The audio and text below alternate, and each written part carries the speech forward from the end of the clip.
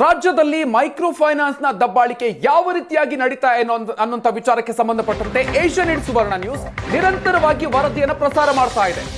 ಯಾದಗಿರಿಯಲ್ಲೂ ಕೂಡ micro finance ನ ದಬ್ಬಾಳಿಕೆಗೆ ಸಂಬಂಧಪಟ್ಟಂತೆ ಏಷ್ಯಾನೆಟ್ ಸುವರ್ಣ ನ್ಯೂಸ್ ವರದಿಯೊಂದನ್ನ ಪ್ರಸಾರ ಮಾಡಿದೆ.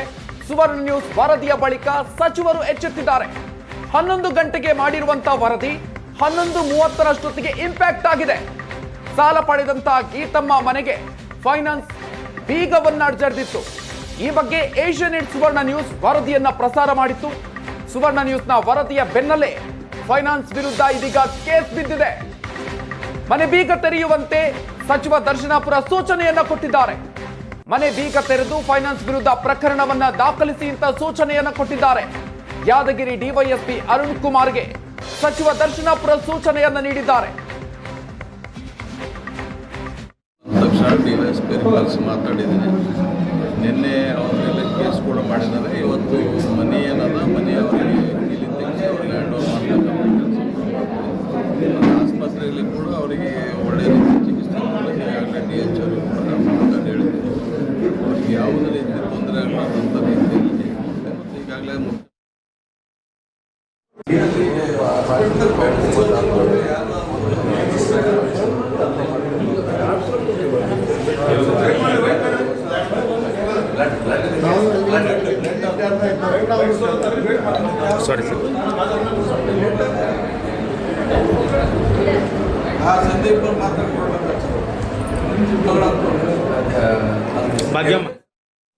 ಬನ್ನಿ ಬಗ್ಗಿನಷ್ಟು ಹೆಚ್ಚಿನ ಡೀಟೇಲ್ಸ್ ಕೊಡ್ತಾರೆ ನಮ್ಮ ಪ್ರತಿನಿಧಿ ಪರಶುರಾಮ್. ಇದೀಗ ನಮ್ಮ ಜೊತೆಗೆ ದೂರವಾಣಿ ಸಂಪರ್ಕದಲ್ಲಿ ಜಾಯ್ನ್ ಆಗ್ತಿದ್ದಾರೆ. ಪರಶುರಾಮ್, ಇದೀಗ ಸಚಿವರು ಕ್ರಮಕ್ಕೆ ಸೂಚನೆಯನ್ನು ಕೊಟ್ಟಿದ್ದಾರೆ.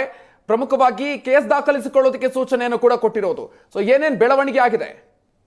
ಮಧುಕರೇನು ಯಾದಗಿರಿ ತಾಲೂಕಿನ ಯಡ್ಡಳ್ಳಿ ಗ್ರಾಮದ ಗೀತಮ್ಮ ಎಂಬ ಮಹಿಳೆ ಏನು ಮೈಕ್ರೋ ಫೈನಾನ್ಸ್ ಅಲ್ಲಿ ಸಾಲ ಪಡೆದುಕೊಂಡಿರ್ತಕ್ಕಂಥದ್ದು, ಆ ಒಂದು ಗೀತಮ್ಮನ ಮನೆಯನ್ನು ಈಗ ಮೈಕ್ರೋ ಫೈನಾನ್ಸ್ ಸಿಬ್ಬಂದಿಗಳು ಜಪ್ತಿ ಮಾಡಿದ್ರು. ಇದು ಈಗ ಏಷ್ಯಾನೆಟ್ ಸುವರ್ಣ ನ್ಯೂಸ್ ನಲ್ಲಿ ಕೆಲವೇ ಗಂಟೆಗಳ ಹಿಂದೆ ಸುದ್ದಿ ಕೂಡ ಪ್ರಸಾರವಾಗಿತ್ತು. ಈ ಸುದ್ದಿ ಪ್ರಸಾರವಾಗದಂತೆ ಈಗ ಜಿಲ್ಲಾ ಉಸ್ತುವಾರಿ ಸಚಿವರು ಅಲರ್ಟ್ ಆಗಿರ್ತಕ್ಕಂಥದ್ದು.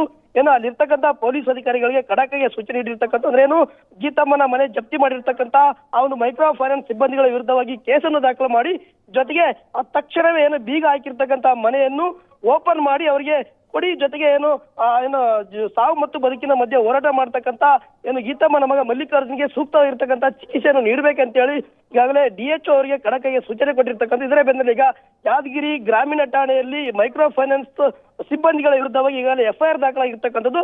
ತಕ್ಷಣವೇ ಅವರಿಗೆ ಏನು ಮನೆಯನ್ನು ಓಪನ್ ಮಾಡಿ ಕೊಡೋದಕ್ಕೆ ಕೂಡ ಪೊಲೀಸ್ ಇಲಾಖೆ ಮುಂದಾಗಿರ್ತಕ್ಕಂಥದ್ದು. Madhukar. Okay, thank you Parashuram ಡೀಟೇಲ್ಸ್ಗೆ.